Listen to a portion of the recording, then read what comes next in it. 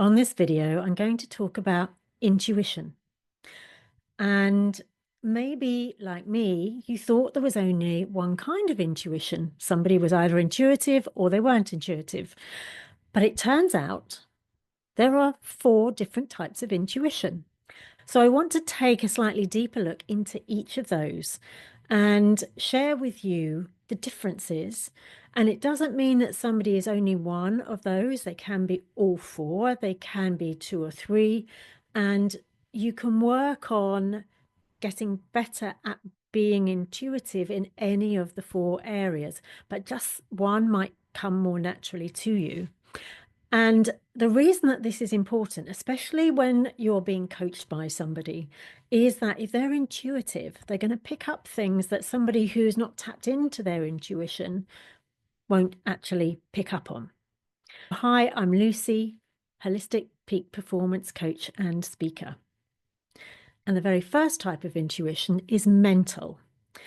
So a mental intuitive will receive what they call downloads. They'll say, I'm getting a download. And I was fascinated when I heard this. It's like, oh, that sounds extraordinary. It sounds amazing. It sounds exciting to get a download. And so I asked a friend of mine, I said, well, how does it feel? How does it seem when you're getting this download of information that comes in pictures? She said it seems to come in kind of behind her right ear. And although she can't quite put it into words straight away, what this download does is come into the creative side of the brain in pictures, in images, and then finding the words to put those images out to whoever wants to listen, or even just if somebody is having this download and they might be recording themselves. And it really helps if you want to be able to make a decision, if you're a mental intuitive, because you'll know that it's the right decision or an ineffective decision to make. But the trouble is, if they are getting the download for somebody and they're sharing it, it can sometimes be overwhelming because there is so much there. And so it's really important for the mental intuitive to integrate the information that is coming in with empathy for the person who is listening. The second type of intuition is somatic. And the person who is a somatic intuitive feels it physically. They have feelings in their body and they've learned to understand what each of those feelings mean. And so they can act upon them and make decisions around the feelings that they're having.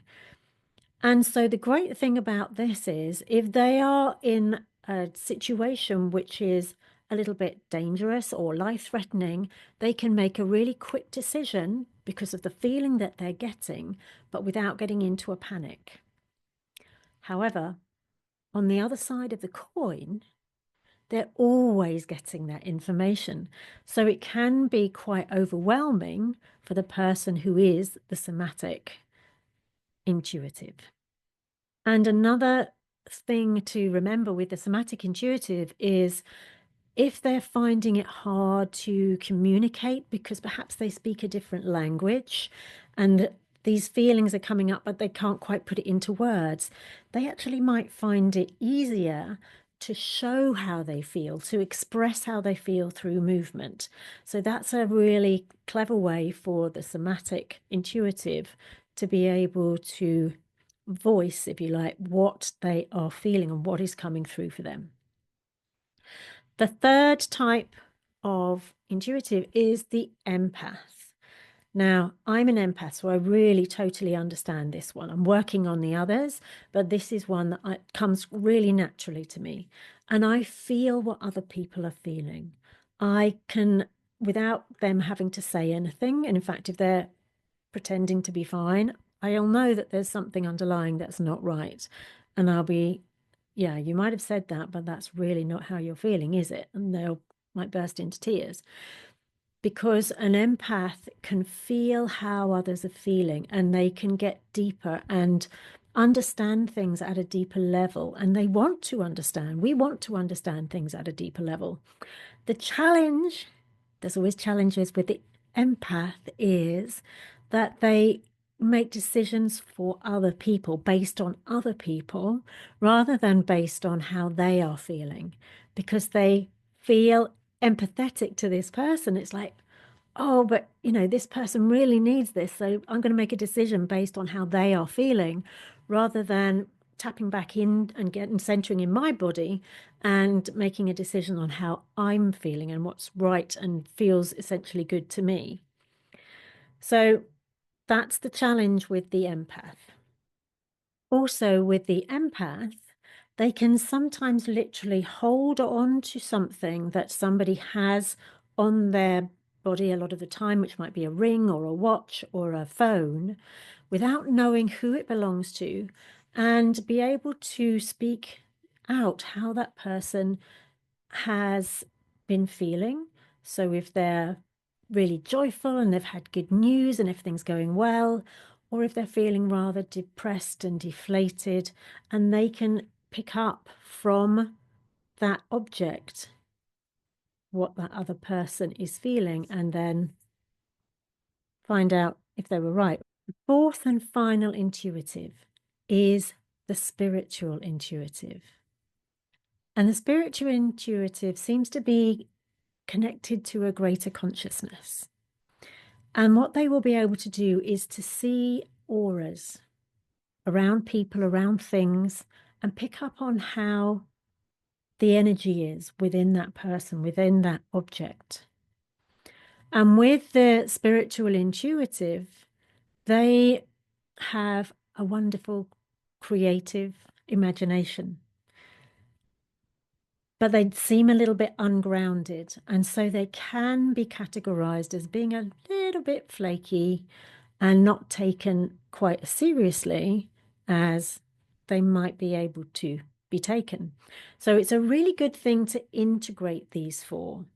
So if you are really that spiritual intuitive and nobody's particularly taking you seriously, then work on the other three areas, and it's really going to help you to be a little bit more grounded and for you to be able to see that the other kinds of intuition are just as positive and effective and good to have in your toolbox as the one that you naturally have.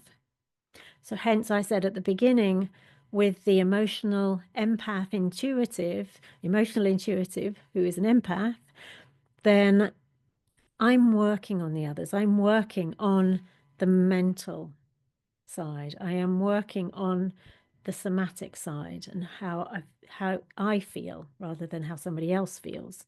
I am working on the spiritual side and seeing if I can see auras. That's the one that's the hardest one for me to work on.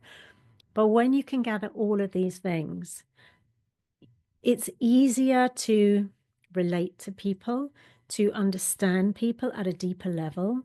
And I think that on its own is something that we really need, especially as a coach to somebody that we're coaching, but in just general relationships, having the understanding of somebody else, being able to tap into the greater power, whatever you like to call that, and to have downloads, to be able to speak about spirits and guides and angels, which is what they'll do, and I do that as well, and just be able to be understood through that and by how you're feeling, be able to share, but to stay centered and not to make decisions because of somebody else, but actually base it on how you're feeling and what's going to be right for you. So I hope this clarifies those four, because I was fascinated when I found out there were four, and to know that they are categorized. There will be another video coming up on screen, which won't be anything to do with intuition, something completely different. See you over there, and I'll see you soon. Have an awesome day.